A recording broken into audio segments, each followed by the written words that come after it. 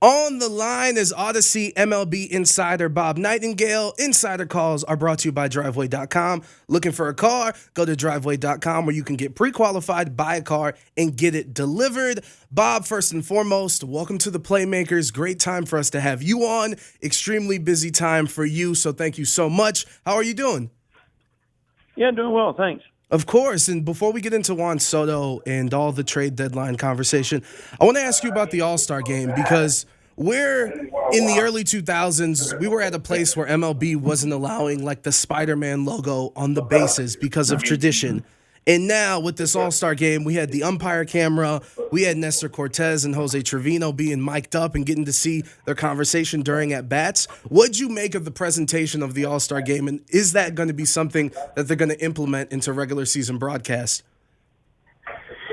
Yeah, yeah, definitely. I mean, it's we'll never see in a regular season. I mean, you can't do it then. You got to concentrate. And as the Astros showed, if you could steal signs doing it that way, everybody would be stealing what they're seeing on audio. It would be a complete nightmare. But for an exhibition, yeah, it was fun. It was I was at the game, so obviously the fans and stuff couldn't hear it. I just happened to be listening to it in the press box. But it was very entertaining, particularly from the Toronto pitcher, Manoah.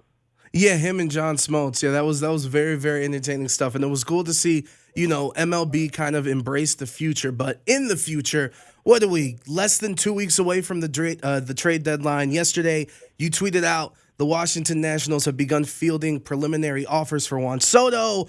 You included 7 teams that are interested: the Mariners, Padres, Giants, Dodgers, Cardinals, Yankees, and Mets. In your estimation, out of those 3, what are the top 3 most likely landing spots and why? I think the top 2 for sure are San Diego and Seattle, 2 very aggressive GMs. Seattle's trying to make the playoffs for the first time since 2001, longest route, in North American sports. San Diego, never won a World Series. They know they need to start doing something here. In that case, I think they, they have $200-300 million players on the roster. I think just the fact they get Soto, get that kind of offense, get that kind of defense, I expect them to be very aggressive as well. Number 3, I think it's a flip of a coin with the other 4 teams. But I think other 5 teams. But I think those 2 stand out. Is this something, though, like all intents and purposes, if you had to hedge your bets, is this something that's going to happen at the deadline or more likely the offseason? I think more likely in the off season, but I don't discount the deadline. If someone panics and says, "Yeah, we got to get this guy," then I think you could, then I think it'll happen. But I just think there's so much that needs to be done. I mean, really needs to a situation where you got to analyze someone's farm system. So everybody that's in here, you got to send a ton of scouts out and evaluating those prospects. If you're a team that gets them, you're going to have to give up some major league players too. It doesn't give you time enough to recover, to go get major league players back, make up for the ones you're losing. So that's why I think it makes more sense in the off season. But, I don't completely rule it out. And I want to get your perspective on this thought that I had because, first and foremost, I know we're here in Las Vegas, 1140 The Bet, but I'm born and raised in Cleveland, so I am a Guardians fan. And one of the more fascinating things about the All-Star Week was the fact that Andrés Giménez was voted and selected for the AL team. Meanwhile, Francisco Lindor for the New York Mets still hasn't made an All-Star team as a Met. Does that give Nationals fans some hope that, yes, you can lose an All-Star, but in a matter of years, it might be okay? Well, yeah, I mean, both ways. I mean, obviously, yeah, Jimenez has done a wonderful job. At least he had played the major league level. So I think the gamble is when you take some of these kids, that aren't above AA, you just don't know if they're going to turn out. I mean, look in New York. I mean, they were getting blasted for the Edwin Diaz trade when they traded away Jared Kelenic and took on Cano. Granted, Cano, didn't work out, and, but it's just money. Diaz is an all-star pitcher, and Kelenic is still stuck in the minor leagues. And this guy was considered, going to be a budding superstar. So you just never know.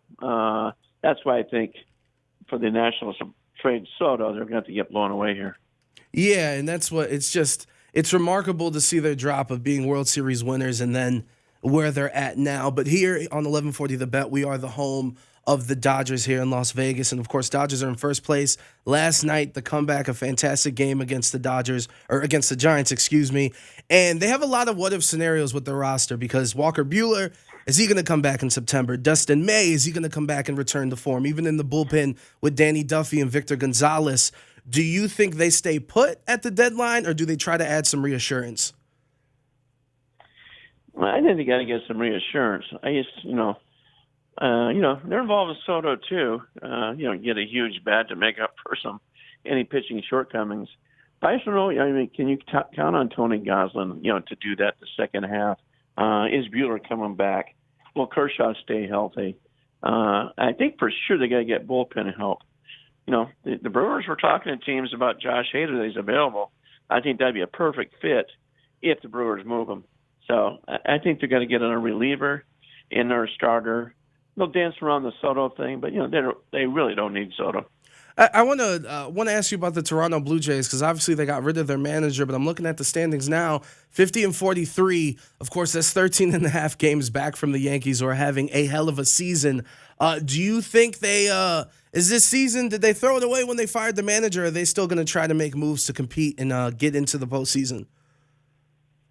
Well, they need their starter for sure, so I think to be very aggressive, getting a starting pitcher like Luis Castillo of Cincinnati Reds. He's the guy everybody wants.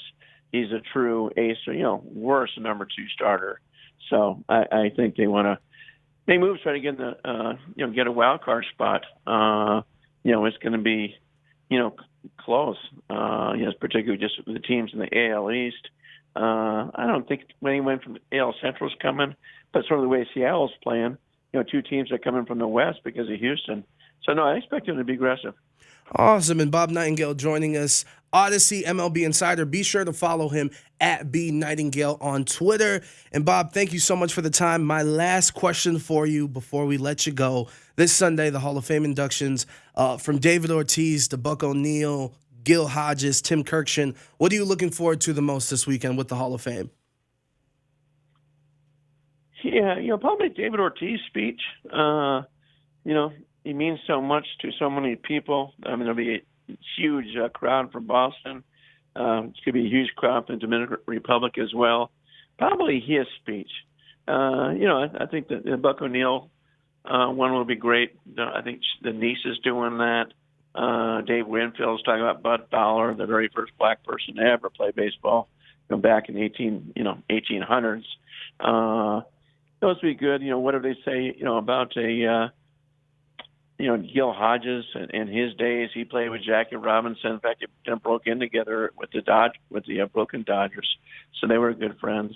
So yeah, I think it'll be a fascinating day. But I think they probably should save Ortiz for last, and I think people want to hear him the most. There it is. Well, Bob, thank you so much for joining us for the first time. We truly appreciate the time, and I know we'll be following your Twitter throughout the trade deadline. Bob, thank you so much. Sure, my pleasure. Thank you. Of course. There it is. That was Audacy MLB Insider Bob Nightengale. Insider calls are brought to you by Driveway.com.